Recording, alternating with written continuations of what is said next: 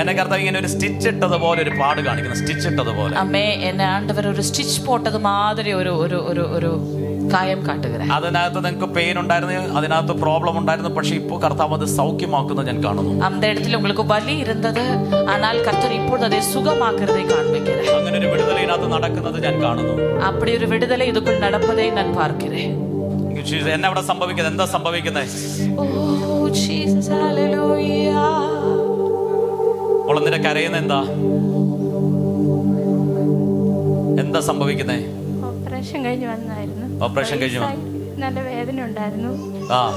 ഞാൻ മുമ്പോട്ട് വരാൻ മടി കാരണം ഇപ്പൊ എങ്ങനെയുണ്ട്? മാറി വേദന.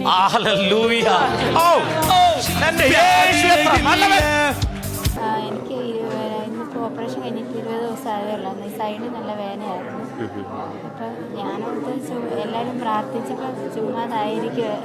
നമ്മൾ പിന്നെ ഫേസ്ബുക്ക് വഴിയൊക്കെ കാണുമ്പോഴും നമ്മളോർക്കും ചുമ്മാ പറയുന്നതെന്നുള്ള രീതിയിലായിരുന്നു. അപ്പം വേദന മാറിയപ്പോൾ എനിക്ക് വിശ്വാസമില്ലായിരുന്നു. പിന്നെ തൊട്ട് നോക്കിയപ്പം ശരിയായിട്ടുമാണ്. ഇപ്പോൾ വന്നതിന് വ്യത്യാസമുണ്ടോ?